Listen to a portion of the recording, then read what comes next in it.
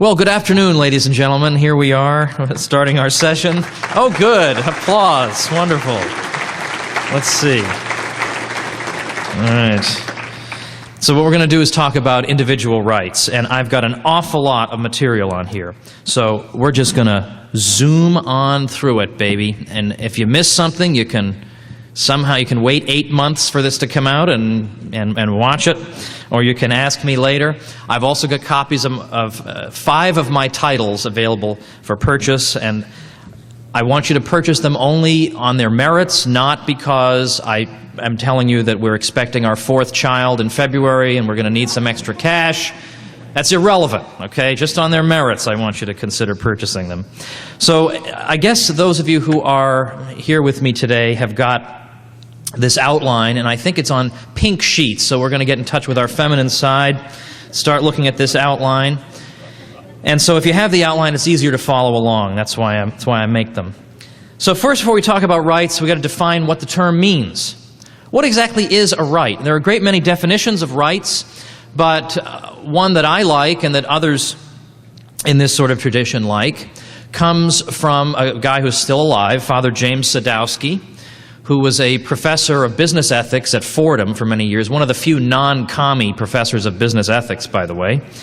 And Sadowski's definition is as follows. He says, when we say that one has the right to do certain things, we mean this and this only, that it would be immoral for another, alone or in combination, to stop him from doing this by the use of physical force or the threat thereof. Now notice he does not say, in fact he goes on to clarify this, he says, we do not mean that any use a man makes of his property within the limits set forth is necessarily a moral use. So people may do something that's immoral and still, strictly speaking, be within their rights. So not every vice is or should be criminalized. So you can break promises, by and large. You can be a liar. You can be late all the time. But by and large, these aren't things we're going to throw you in jail for. I mean, strictly speaking, you have a natural right to be late, even if it's really annoying. So in other words, a right is, in effect, it's a sphere of action in which you can act and in which it would be morally wrong for anyone to interfere with you violently or with the threat of violence. Now, I think it's been taken for granted by many people that rights and rights language is a relatively recent development in the history of Western civilization. But I think that's not correct. It depends on how you define recent. A lot of people were of the opinion, until relatively recently, that really this is a 17th century development, and John Locke and others were really the first to start talking about rights and using the language of rights. That thesis has by and large been abandoned by scholars, because it now looks as if the history of rights goes back a lot farther in the history of Western civilization. It goes back at least to the 12th century. So it goes actually back to the Middle Ages, where we start to hear the language of rights. And I refer in my sources at the end of the outline to a book by Brian Tierney called The Idea of Natural Rights, and he's really the pioneer in this area, and he elaborates on some of these points. But we see it all throughout Europe by the 12th century, and we hear it being used in this sense, that the Lord has rights, vassals have rights, popes have rights, kings have rights, cities have rights. So these aren't quite natural rights, because a natural right is a right that's enjoyed by all people by virtue of being human, not by virtue of being a pope or a king or a lord or a vassal.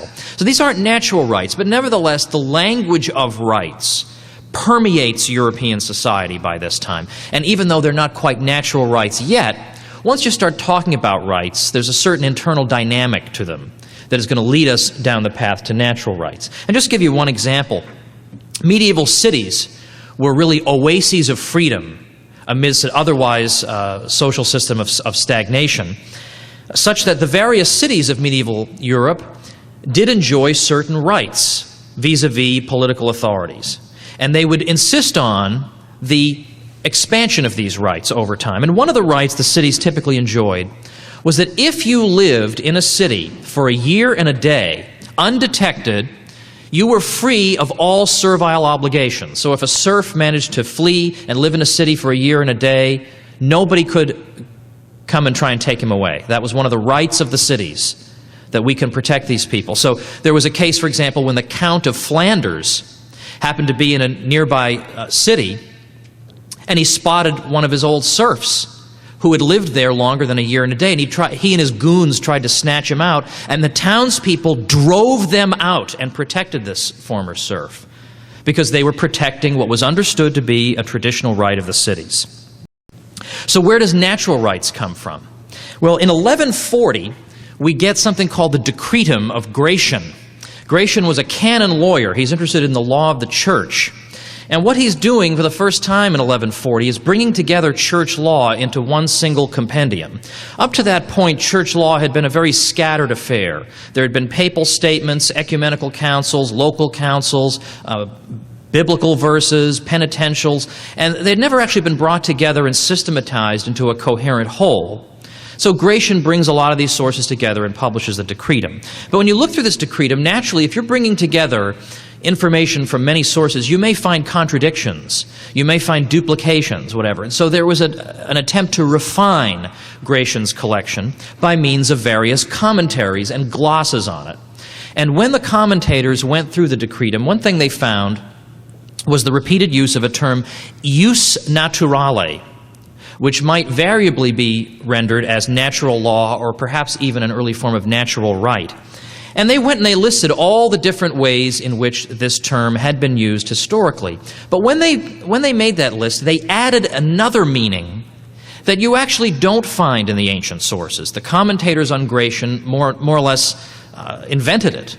And they said that one of these meanings of this term can be a subjective power enjoyed by individuals. So they are groping toward the idea of a natural right as being something that as individuals, each one of us is entitled to. Now, from the mid-12th century up to 1300, we start to see specific examples of natural rights being put into practice and being recognized. And so I give examples. One of the earliest rights that was recognized by people as being a natural right, and therefore preceding any government, and being something that no government could overturn, was the right to appear and defend yourself against charges in a court of law. That's a natural right that you can't be deprived of by any prince. Likewise, over this 150-year period, we begin to see the development of the ideas of the rights of property, of self-defense, of marriage, as being a relationship entered into freely by free individuals exercising their freedom of choice, and still other areas. And these, again, being rights that inhere in the person as a person, and that people can't be deprived of by any political authority. So these are natural rights and cannot be taken away by the prince. Now, because they're talking about natural rights, they are not claiming, even though this is a deeply Christian milieu, they are not claiming that Christians enjoy these rights, but if you're not a Christian, we can, knock your block off or something. To the contrary, in the mid-13th century, Pope Innocent IV made a statement that future commentators referred to quite often. Innocent IV said, "Ownership, possession, and jurisdiction can belong to non-believers licitly. For these things were made not only for the faithful, but for every rational creature." Well, that is the very heart of the idea of natural rights. Now, we move forward several centuries to the age of discovery. By the way, if there's anybody out here who has bottled water that has not yet been opened, by the way, and consumed, if I could have a little liquidity, the good kind, that would be a huge help to me. But so any administrative people who happen to hear this, that'd be super helpful. In any event, we're going to move to the age of discovery. Particularly, we want to look at Spain, Spain's interaction with the natives of the New World. Because we all know, we hear all the time about the crimes of Columbus and the crimes of the conquistadors. But what we don't hear so much about is the crisis of conscience that this provoked in Spanish philosophers and theologians. Because in the 16th century, particularly around the University of Salamanca in Spain, you get Spanish philosophers asking the question, should we be acting this way? Should we be treating these natives like garbage? Or should we not recognize in them a common spark of humanity that would in turn demand of us that we extend to them the same rights that we would extend to our fellow Europeans. And what we find is that one of the silver linings amidst the demographic disaster that struck the natives of the New World was that it provoked this kind of soul-searching on the part of Spanish intellectuals. Thank you very much. Oh, baby, that's beautiful. And so it was at this moment that we start to hear the idea really taking root of natural rights, of norms that govern the conduct of states, that states aren't just generators of powers, that states, in fact, have to be subject to the moral law. They're not morally autonomous. And so, therefore, the Spanish government can't just behave however it wishes toward these people. Francisco de Vitoria is considered to be one of the founders. Oh, I get another delivery of water. Great. No, I'll take it. Francisco de Vitoria is called one of the founders of international law. Now, we hear international law and we think boo, hiss. But all he means by it is not a United Nations. All he means by it is simply that there's a single standard of justice that applies to all people. Now, this is not a common thing to come across in the world, this emphasis on there being a single standard of justice that applies to me and to my people just as much as it applies to you and your people. I mean, we don't have any record of Attila the Hun sitting back and saying, gosh, should I really be treating people this way, or should I maybe stop these conquests in the name of natural rights? You know, I mean, he was asked once, you know, how come you're looting and pillaging and stealing stuff from people? And he said, well, I don't know, because I want to take people's stuff. Like, why are you even asking me the question?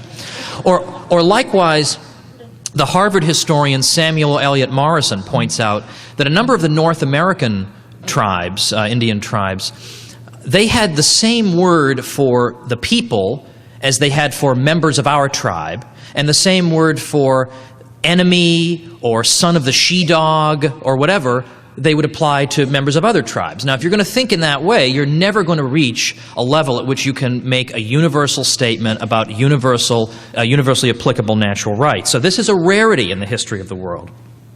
So Francisco de Vitoria argues that the natives are rational, so they possess the distinguishing characteristic of human beings, and they are created in God's image, and therefore they are entitled to the same treatment we would accord to our fellow Europeans. He says that they may not have their property taken from them. They may not be, in other words, expropriated on the grounds that they can't really be true owners. They're just stupid old natives. No, that's not right. He says, to the contrary, the Aborigines undoubtedly have true dominion in both public and private matters, just like Christians. And neither their princes nor private persons could be despoiled of their property on the ground of their not being true owners. So they have the rights to property just the same way everyone else has. Domingo de Soto, his colleague, again insisted natural rights apply to and are enjoyed by all people. De Soto said, those who are in the grace of God are not a whit better off than the sinner or the pagan in what concerns natural rights.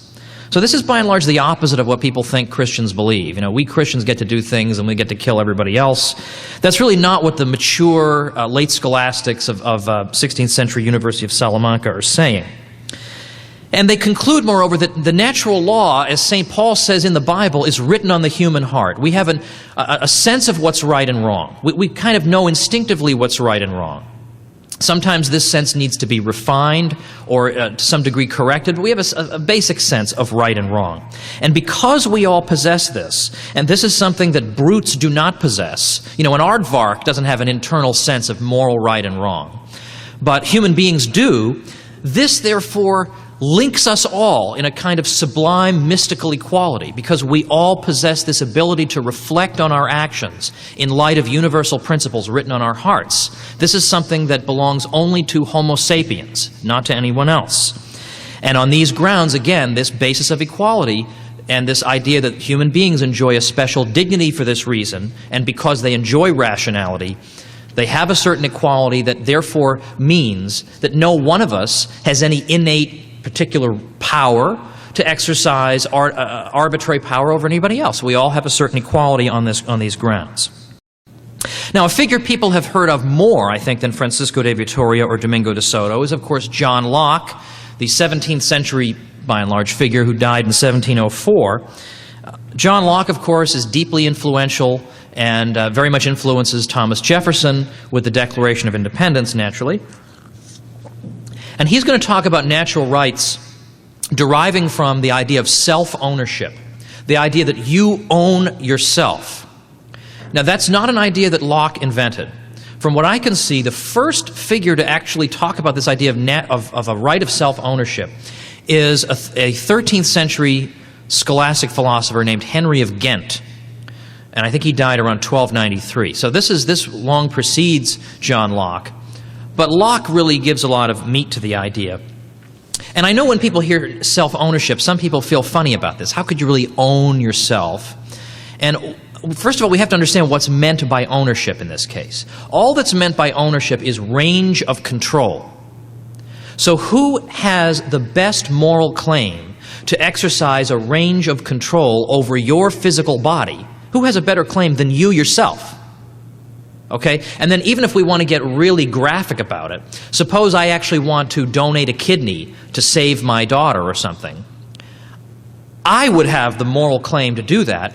Nobody else could come up to me and say, hey, by the way, I'm going to start yanking body parts out of you. Right? We instinctively recognize that we as individuals have the greatest moral claim to exercise a range of control over our own bodies. Now, an objection that we hear sometimes, I think, from religious people would be that, but doesn't God own everybody? Isn't it kind of impious to claim that you own yourself? But I think the answer to that is, again, we're talking just about range of control, and we're talking about our control over our bodies vis-a-vis other people. Certainly vis-a-vis other people, no one has a better claim than I have. But beyond that, if it's true that God created all things, He created the whole world, He created the earth, He created all the land, well, nobody has any hesitation in saying, I own this land.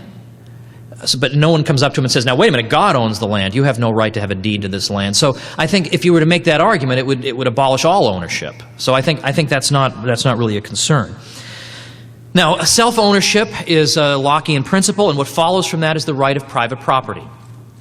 And that right derives from, according to Locke, we have a situation in which there is no, beginning of the world is given to us sort of in common in his view, and no one individual has any particular claim on any one thing yet, until such time as people exercise their labor upon some previously unowned good.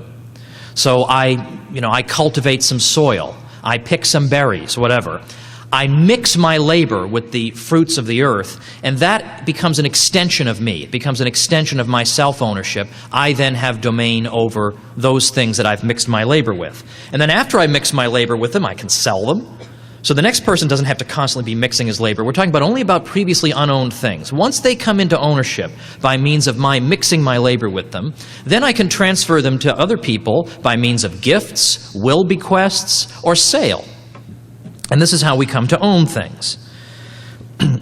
Now, Locke says that there are certain inconveniences. Now, the word inconveniences had a stronger connotation at the time he wrote than it does today, but there were inconveniences of the state of nature. And by state of nature, he means a pre-political world before there were governments, in which all of us were pursuing our natural rights to our lives and our liberty, to the domain of control over our bodies, but that prior to the establishment of a government, we enjoy these things, according to him, only precariously.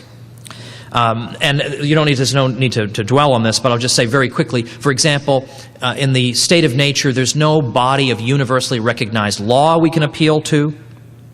There's no reliable law enforcement.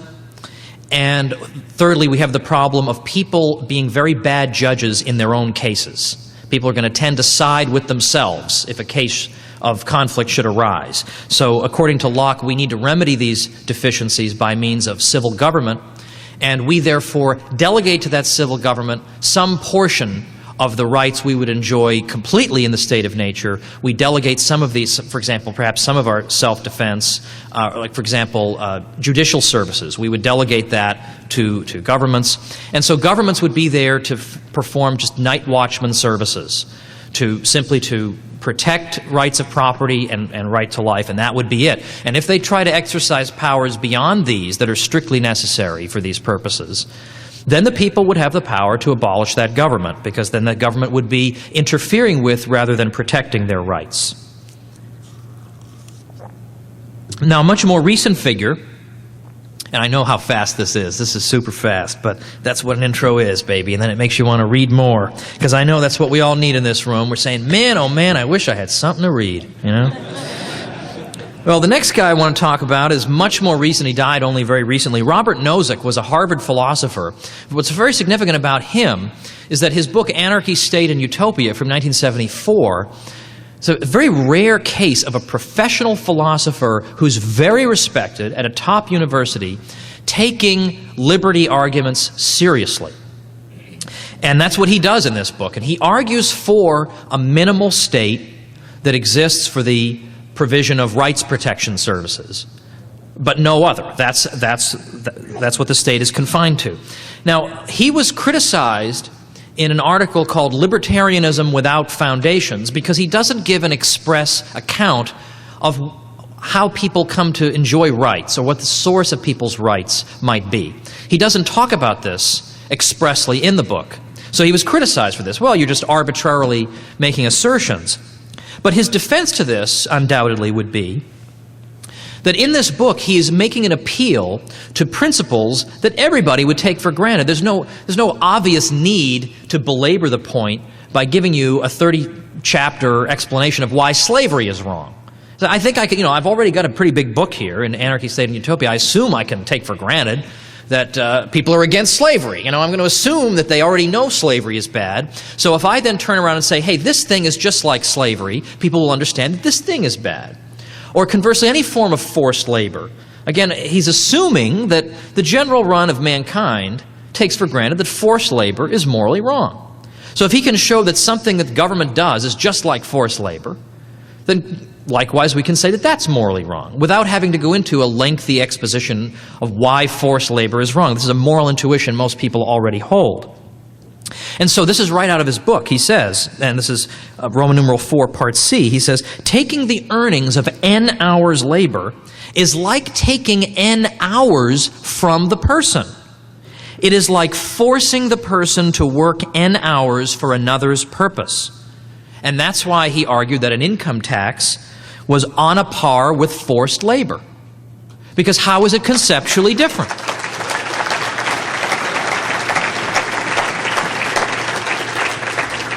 And this drove philosophers crazy. If the best argument you can come up with is, well, you never explained why forced labor is bad. But you won, right? That's what they come up with. Now, on the next page here, we've got an even more radical exposition of natural rights, and this is at the hands of Murray Rothbard, 1926 to 1995. Now, Rothbard, in effect, extends Locke's analysis, and he believes Locke is sort of inconsistent. He makes concessions that he shouldn't make, and Rothbard just eliminates all the concessions. His argument is that the only defensible philosophical position is 100% self-ownership. That there's no alternative. And by the way, now I actually have plenty of time, so now I'm going to slow it down a little. Slow down. Okay. All right. I didn't think I'd ever get through this. And now here we are, page 2. Okay. So Rothbard starts with the principle of self-ownership.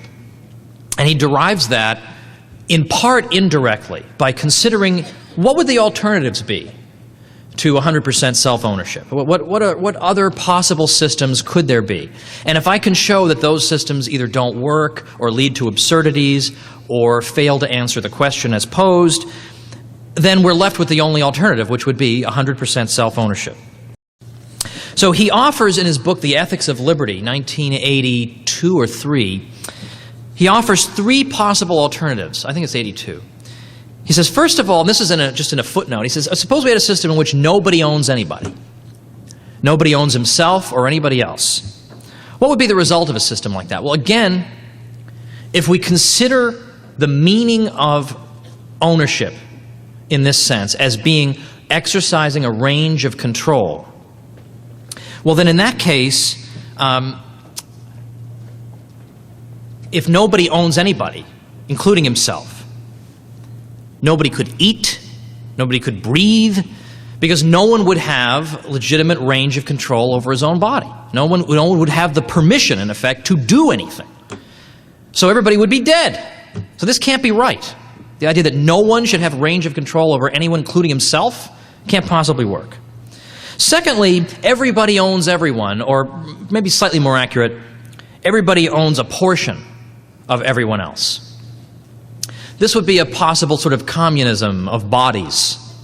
Everybody owns a portion of himself, but also owns a portion of every other person. All right, well, how's that going to work? Right? I mean, again, if ownership implies range of control, that would mean I have a range of control over every single other person. So nobody can actually do anything unless they've gotten my consent and the consent of everybody else. Well, again, this is obviously absurd. There's no way this could persist. And obviously, if you have a society of a whole lot of people, how could everybody keep tabs on everybody else and say, now, wait a minute, I haven't given my 4% vote on your body yet, so you're going to have to just stay and wait. It would be impractical, even if it could be done. So what would inevitably have to happen would be you'd have to have some sort of Kremlin-type Politburo situation where the Politburo will decide what to do with everybody's bodies, and then that would lead us into the third possibility, partial ownership of one group by another. So there's another possibility.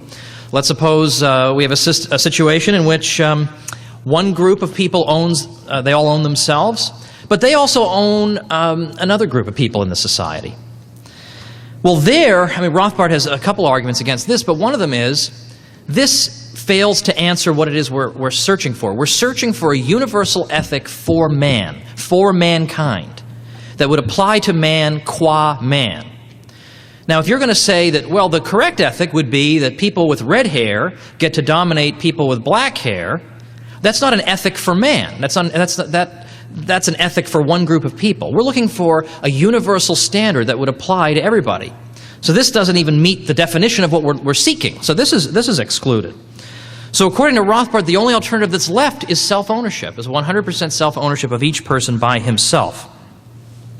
Now, if you notice immediately, I think, the extremely radical political implications of Rothbard's conclusion, which would be, if there is such a thing as if we have 100% self-ownership, then, according to him, any form of aggression against the individual is morally unjustifiable, including taxation. That would be morally unjustifiable because that would be a kind of theft from one group preying upon another, and that would be a violation of the self-ownership of the people being taxed. And he would say that there has to be one standard of morality that is universally applied to all people. And one thing that would fail that test is, I can steal, but you can't. I can hit you, but you can't hit me. That type of ethic is not universal. And so therefore, if a government is going to try to exercise a non-universal ethic and say, well, we can take, but you can't, or we can expropriate you in order to protect you from expropriators, this is not a universal ethic, and it violates the tenets of self-ownership. So that's why Rothbard rejects the state altogether. He moves beyond the minimal state of Locke and Nozick to say that even the minimal state violates rights, and therefore can't be justified. Now, oh wow, hey, yikes. I'm just telling you the stuff, okay? I'm not taking sides here. I'm just telling you. Nobody believes me. All right. Okay. But I'm trying to be fair to everybody here. Okay, now finally, you'll notice that I've got like a 58-page last example, not because it's the most important, but simply because the argument is very unfamiliar to people, I think, and it's much easier to follow just going on here. In fact, I'm even going to make it even simpler. Under Roman numeral 6, I'm going to strike out letter D altogether. We're just going to strike it out and make it even simpler. So here what I want to talk about is a very interesting, relatively recent attempt to ground the idea of natural rights on a somewhat different foundation. And so what you find, and you may find some of these things persuasive and some not. You may find all of them persuasive. But the fact that we can make this argument from numerous different angles, and yet it leads us to the same basic conclusion of the existence of natural rights, I don't think that's a weakness. I think that's a strength. I think that shows that it's a truth that, albeit perhaps from somewhat different angles, we're all approaching from different ways. So Hans Hermann Hoppe, who just turned 60 this year, is still alive, lives in Europe, I remember he's offered his own version of things, and one of my most memorable interactions with him was seeing him probably 5 years ago, and telling him that I had a new. Oh, he came up to me and said, "Oh, I see you have a new book that is coming out, and that is good, and whatever." So that's my best German accent I can do. So I said, yeah, but even better, we've got great news. We have another baby coming. This was our third. And he said, "Oh, congratulations." I said, "Yeah." I said, "I don't, he said, because I said to him that it seems like we're doing like one baby per book at that point. Like it was like every time a book came out, there was a baby, like all the time. And he said, "Well, I don't know if you can keep up that pace." And I walked away not knowing, does he mean books or babies? Right? No, anyway. All right, well, so Hans Hoppe, I think, although he gets a lot of criticism, I think unjustifiably, I think he's an extremely original and important thinker for people to read. I mean, one of the people whose books really changed my way of thinking. I mean, really jolted me into thinking in new and original and I hope exciting ways is Hans Hoppe. In fact, when I got my wisdom teeth pulled, I sat in bed and I'm all medicated up and I don't know where I am, and I'm trying to read his book called A Theory of Socialism and Capitalism. And my mother thought how quaint this was, that here's my little son trying his best to read this theoretical treatise. But I highly recommend Hoppe's work. Very, very original, extremely interesting. Well, one thing Hoppe tries to do, and this is probably one of the most controversial things he's done. I think he's done a lot of great stuff in economics. He's done great stuff in philosophy. Probably the most controversial thing he's tried to do is something called argumentation ethics. And the groundwork for argumentation ethics is the recognition of the following things. And I've described these things as scarcity and its implications. We're living in a world of scarce resources, in the sense that we do not have enough resources and resources would include labor power as well, for all of us simultaneously to pursue all the ends we may want to pursue. We are inevitably faced with scarcity. Because resources are scarce, they're not superabundant like air. Supposing we have clean air. Air is so superabundant, we don't argue about it. We don't allocate property rights to air in most cases. Because it's so superabundant, no one argues about it or cares. But most goods do not exist in superabundance. They're scarce. And because scarce resources exist, and because my exercise of a range of control over one thing precludes your simultaneous exercise of a range of control over that thing, the potential for conflict exists by virtue of the existence of scarcity. So if we want to live peacefully in society, given the possibility of conflict that scarcity introduces, we need a peaceful, objective, conflict-avoiding system of property ownership that would assign these scarce resources to some owner who can exercise a range of control over them. So peaceful, well, that's obvious. Again, if we're looking to avoid conflict, we need peace. But also objective. Whatever it is that links me with the good that I exercise control over needs to be something that can be recognized by everyone, that is objective. It can't just be, I've got a feeling that I should own such and such. Well, you might have the feeling that you should own it, and that doesn't avoid conflict at all. So it needs to be an objective link between the person and the object owned in order to avoid conflict. So the system that we're looking for that will reduce conflicts is a system that is going to specify which individuals may exercise enforceable control over which things. Because if you have a right, it doesn't mean anything if you're not allowed to enforce it. I mean, you can talk all day long about your property rights while the government is bulldozing your house. So the ability to enforce the right is important. So this is what rights theory and interpersonal ethics are seeking to address. Now, I think it's also important as a preliminary step to observe that everybody, even thieves, even communists, even fascists, everybody presupposes a theory of rights and ownership. Everybody does. Because the communists are not saying nobody should own anything. They're not saying no one should exercise a range of control over anything. They're saying these people should exercise that range of control, not these exploiters. A thief is saying, I should have control over these goods because I'm big and strong and I've got a gun and I can take them from you, and you shouldn't. So in effect, he also has a theory. It's a crummy theory, but he does believe, he's not saying no one should exercise control over anything. Everybody's got some theory as to who should control property. Bureaucrats, governments, thieves, whatever, free individuals. Everybody's got some understanding of how ownership should be conferred.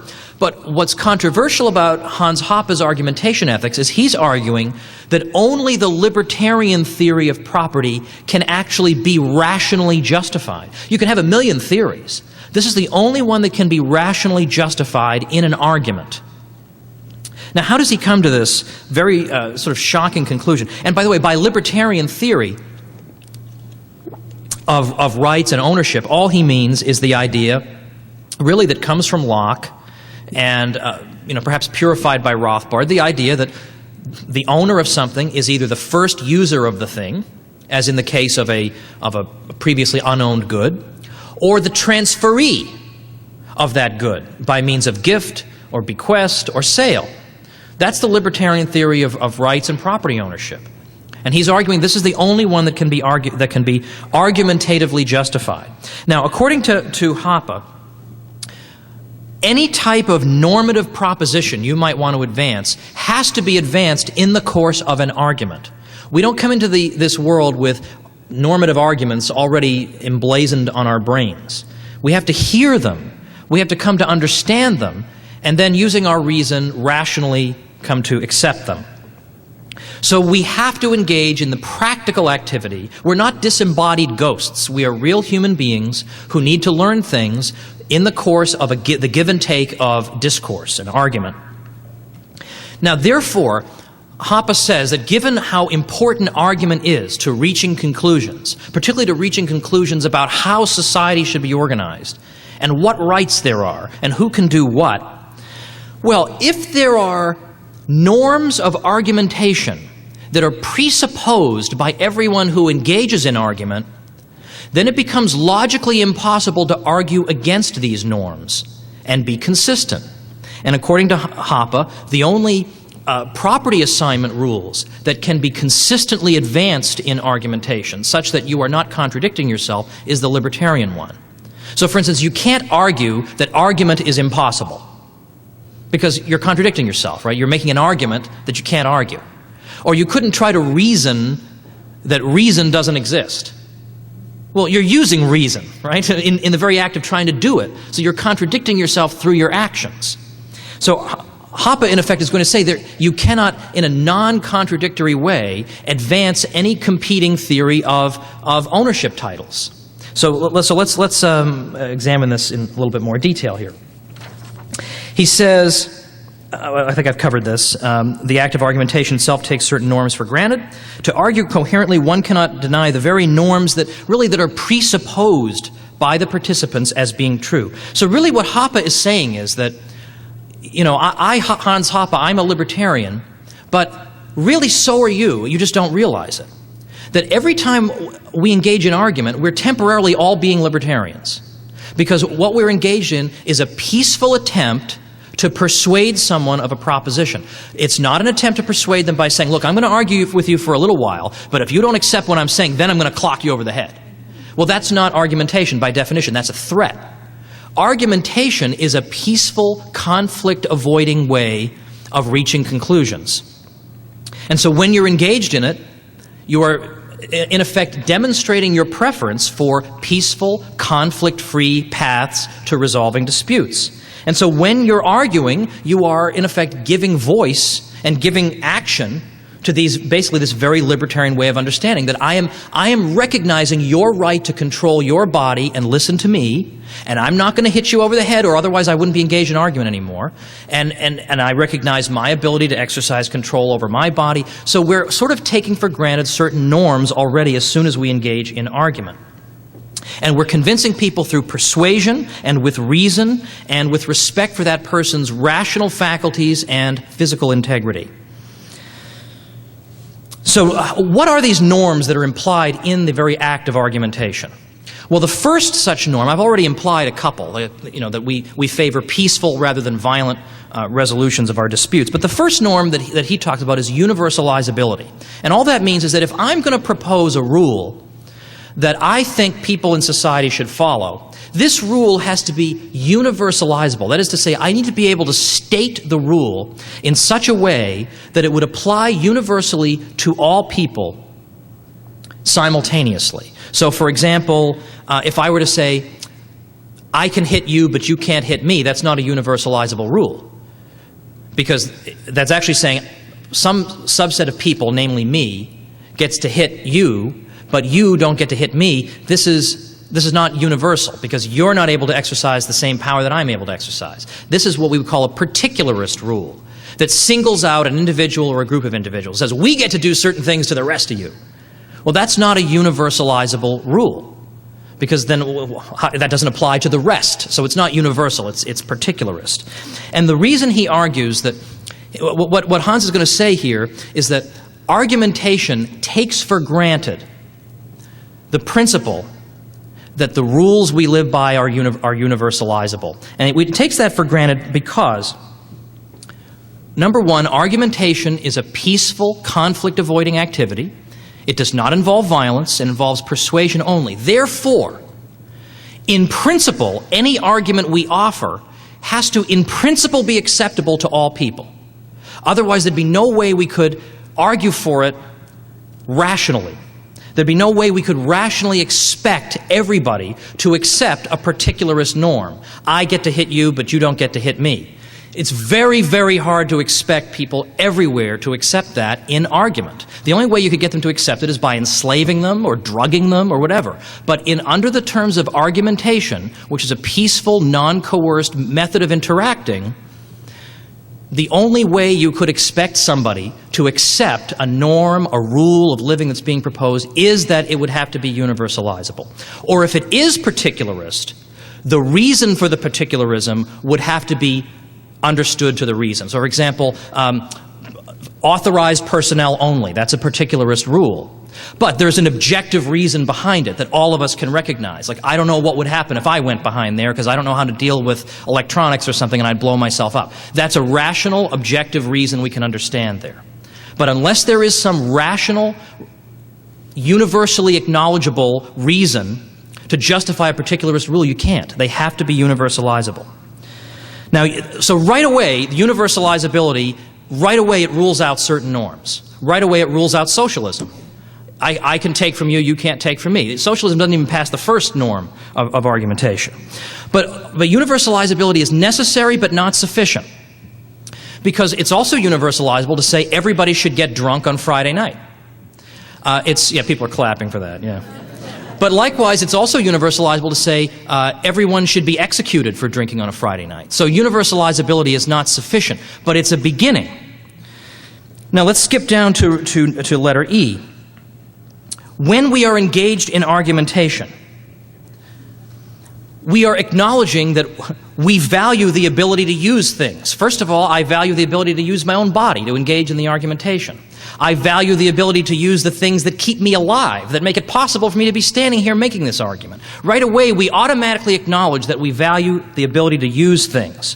What the norms of argumentation in turn do is that they presuppose a certain way of assigning rights to the use of these things. So, argumentation, in other words, is a kind of filter.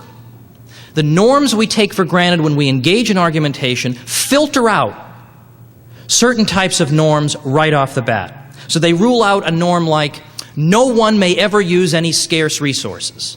That's contradicted in the very act of arguing it, because you're using the scarce resources of your vocal cords, your body, the food that keeps you alive, the standing room where you're standing. Those are all scarce resources. So you can't, in a non-contradictory way, make that argument.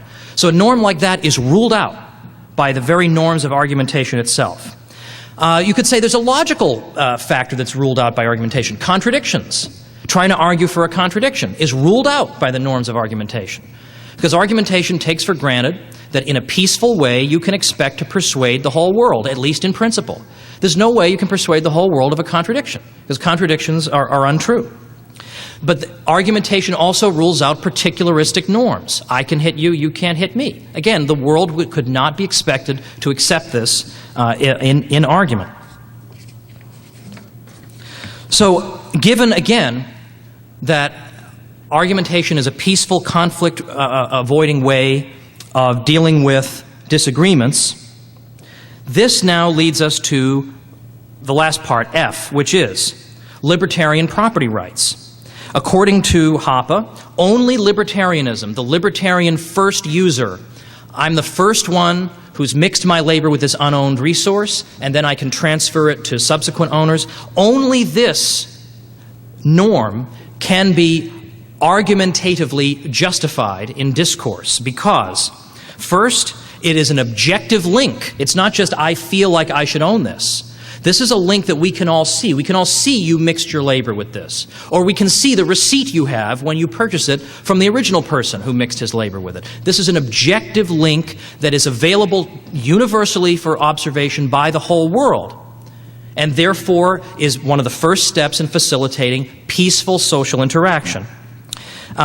Secondly, the rule is universalizable because it applies to any conceivable property owner. If he's the first user, then he has the claim. Or if he is the transferee of the first user, then he has the claim. We're not saying only redheads can be owners. This is a universalizable rule, so it satisfies the universalizability requirement. And finally, it's conflict avoiding because everyone can see the objective link linking the owner to the property. It is perceivable to the senses and to the reason. If you were to attempt to assign property titles on any other grounds, let's say we use verbal declaration. So anybody who says property belongs to him is the owner. Would that be conflict avoiding? Would that be in conformity with the norms taken for granted and presupposed in argumentation? Well, of course it wouldn't be conflict avoiding. Because anybody could just say, oh, I own that property, and then somebody else could say, no, I do. How do we resolve that? And then a third person comes along and uses verbal declaration to say he owns it. So that's not conflict avoiding. Or brute force. So again, that's automatically ruled out. Or how about saying that the third, fourth, and fifth users are really the owners? So then the first user can't even do anything. He's got to sit there and starve until the third or fourth owner shows up? Again, that would make argumentation impossible because we'd all be dead. So all these factors that we see as norms implied in argumentation or presupposed by the arguers then become filters to filter out competing norms for society, such that what we are left with is the libertarian norm of first user private property rights. Now that's probably the shortest space in which this has been explained, and it doesn't answer every conceivable question you might have about it, but it is nevertheless, I think, a very intriguing account here, and it's pointing in the same direction as the other natural rights approaches, but it comes at it from a different angle. In fact, when Murray Rothbard first heard Hoppe's argumentation ethics, he said, this is a sweeping and intellectually very exciting new approach to the study of individual rights. He said, it makes my own natural rights approach seem positively wimpy by comparison. So it's quite interesting. It's not accepted by everybody, but I think it's intriguing and worth looking at. Well, now I'm just about at my time, so I'll conclude by saying that although you don't have to believe in natural rights at all to be involved in what we're doing, you could just be a utilitarian and say society just works better if you don't have a Fed, and society works better if people aren't killing each other. But there are other people, I think, who are attracted by the moral argument that it's not just more useful if we don't kill each other, it's morally wrong if we kill each other. It's morally wrong if we steal from each other. This is the moral argument that I think is the most compelling, and that's at the heart of what we're doing. And the arguments that I've made today and that I've elaborated on from these other thinkers are all pointing in that direction, and we have the great privilege of being defenders of this truly liberating and deeply moral teaching. So thank you very much.